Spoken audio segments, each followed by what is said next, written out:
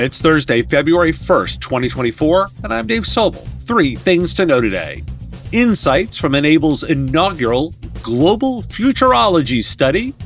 SolarWinds challenges the SEC lawsuit over that 2020 Cyberattack and claims the fraud charges are unfounded. And AI productivity promise meets reality. Salesforce research on data and IT readiness. This is the Business of Tech. This episode sponsored by Skykick, new sponsor for MSP Radio. Skykick has been helping over 30,000 MSPs for the past 10 years be more successful in the cloud, migrating, protecting, securing, and managing their Microsoft 365 customers. A highlight in their offerings is their Microsoft 365 data protection solution, Cloud Backup. They've recently enhanced it with a new feature called Smart Insights. This feature delivers visual insights, empowering partners to engage more efficiently with customers on Microsoft 365 data protection. And MSP Radio listeners get a special offer. Get a free 2 M365 email migration for a customer when you bundle it with backup. Visit skykick.com/MSP Radio to learn details. Enable has launched its inaugural Global Futurology Study, the MSP Horizons Report, in partnership with Canalys. The report reveals that MSPs are experiencing solid growth, with 97% of those surveyed reporting managed services revenue growth. Key findings include the growth of cybersecurity managed services, the embrace of a hybrid model, the importance of the traditional RMM, and the increasing use of AI. I spent some time with the report, and here's what I noted. The managed services segment in the channel is estimated to grow at a compound annual growth rate of 11% globally between 2024 and 2027.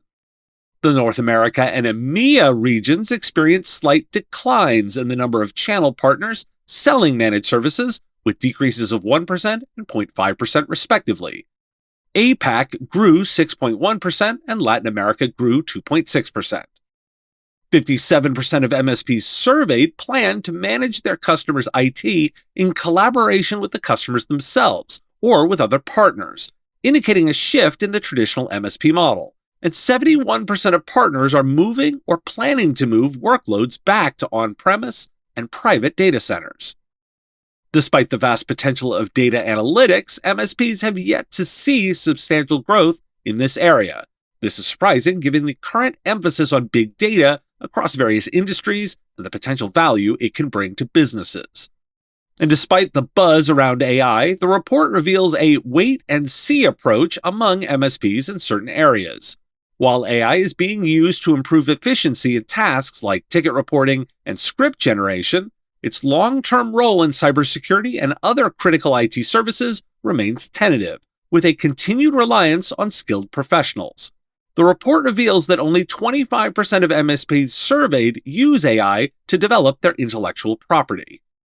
The report notes the rapid growth of the cyber insurance market and the complexities it introduces. The cyber insurance market is valued at approximately $13 billion in the last full calendar year up to 2022. It's projected to grow at a compound annual growth rate of roughly 26% over the following years. And finally, some data on sustainability. The IT industry's energy and resource consumption surpasses the airline industry's. Regulations like the EU's Corporate Sustainability Reporting Directive impose significant challenges for MSPs, especially in tracking and reporting emissions. Only 27% of MSPs in EMEA currently track their emissions across all 3 scopes. Why do we care? Interesting, while citing the growth of managed services, the number of partners in North America and EMEA selling managed services declined slightly. Growing by revenue, but not MSPs? It's a question to ponder. I've long cited data analytics as an opportunity and one required to get AI benefits. There's still room here. Note that you need it for AI. Wait and see? Sure. For some, zigging while others zag will be a crucial differentiator. The report has a section called RMM is not dead. Should I feel singled out by my former employer? And disclosure, a company I hold stock in? I kid, of course, but I want to highlight a disagreement. Enable states, quote, devices and endpoints will still be part of the IT estate in the future, so RMM is not going anywhere. While I agree with the first part, I disagree with the second. This product space needs to evolve to autonomous IT and focus on a zero-trust configuration management approach. But maybe they secretly agree with me. The section concludes that unified monitoring and management is the rising star. Thus, if you're moving on to something new, I don't know, that sounds dead to me. A different section for me. This is just headlines I want you to be aware of. And no, I'm dismissing them for now. During the Senate hearing on online child safety, senators aggressively questioned tech executives, particularly from Meta and TikTok. Mark Zuckerberg directly addressed victims' families. Key takeaways include the senators' aggressive questioning, Zuckerberg's apology to the families, Meta and TikTok facing the most scrutiny, two CEOs supporting the Kids Online Safety Act, concerns about TikTok's ties to China, and the lack of meaningful legislation despite years of debate. A judge in Delaware has canceled a $55.8 billion pay deal awarded to Elon Musk by Tesla in 2018. The lawsuit was filed by a shareholder who argued that it was an overpayment. The judge found that the Tesla directors did not fully inform shareholders and ruled that the deal should be canceled. The pay deal was the biggest ever in U.S. corporate history and helped make Musk the wealthiest person in the world. SolarWinds accuses the SEC of seeking to re-victimize the victim after the agency sued the company over the 2020 cyberattack. SolarWinds argues that the fraud charges are unfounded and unprecedented and that the case should be dismissed. The SEC alleges that SolarWinds misled investors about its security practices. The company's attorneys argue that the SEC's claims fail and that management did not make materially misleading statements. Why do we care? I don't think we do. The SolarWinds story, and disclosure I'm a stockholder, is just an update, and while I think the buzz around regulation of tech companies is real, I'm not sure either of these developments have significant impact for the IT and managed services space. I might be wrong, so I am hedging my bets a little bit here, and I wanted to keep you informed. The New York Times saying something I've said before. The role of the executive in charge of AI has become the hottest job in corporate America and beyond. Companies and organizations are appointing AI executives to harness the transformative technology and navigate its risks and potential. These executives coordinate AI efforts, implement AI models, and drive innovation in various industries such as healthcare, insurance, and consulting. The rapid advancement of AI may lead to the integration of AI into various job roles, potentially reducing the need for specific AI job titles in the future. In fact, the Times is assembling a team to explore the use of generative AI and machine learning in its newsroom. The team will focus on prototyping AI applications for reporting and presenting news to readers. The Times plans to hire a machine learning engineer, a software engineer, a designer, and editors for this initiative. The team will collaborate with other departments to bring the best ideas from prototype to production. According to Workato's Work Automation Index, there's been a 400% surge in the use of generative AI in business operations, with revenue and IT operations leading the adoption. The report also highlights the increasing trend of embracing agility, systems thinking, and inclusiveness in automation approaches. Additionally, the study reveals a growth in processes involving generative AI, with revenue operations utilizing it in 48% of processes. The promise of AI to boost productivity is hindered by challenges in data integration and overburdened IT teams, according to Salesforce research. While 85% of IT leaders anticipate AI enhancing developer productivity, 62% acknowledge that their organizations are not equipped to align data systems for AI.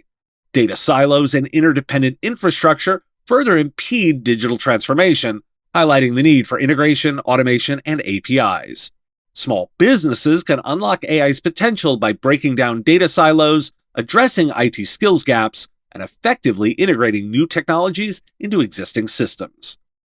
And search may be a big victim in all this AI.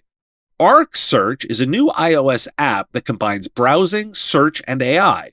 It scours the web and builds a web page with the desired information instead of returning search queries. The app is part of the browser company's vision of integrating a browser, search engine, AI chatbot, and website into a single app. Why do we care? The Times is showing how to address the change. Assemble a team dedicated to exploring generative AI and machine learning and use it in its newsroom. This is your move for your customers, a consulting engagement to determine the approach, combining the business and technical stakeholders. Arc Search shows promise in the way AI search should work, exploring websites by building new ones for each query. Just ponder that impact. Are you and your clients tired of the time-consuming ticket tennis of coordinating meetings and help desk calls? Wouldn't it be better to automate this process with a tool that connects directly to ConnectWise Manage or Autotask?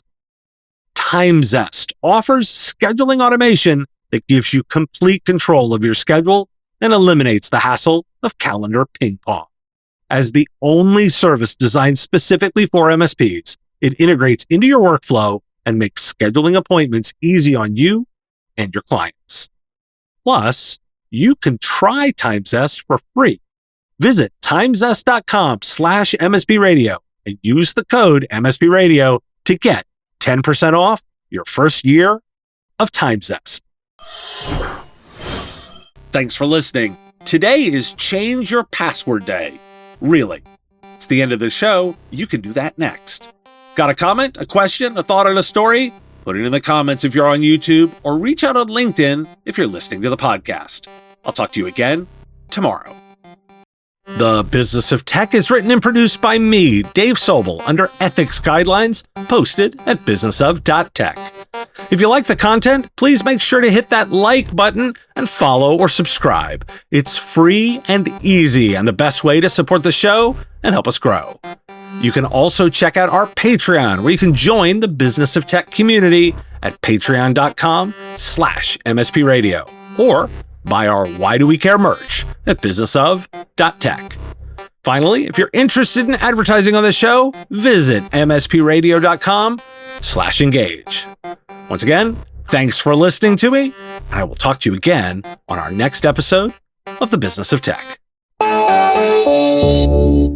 Part of the MSP Radio Network.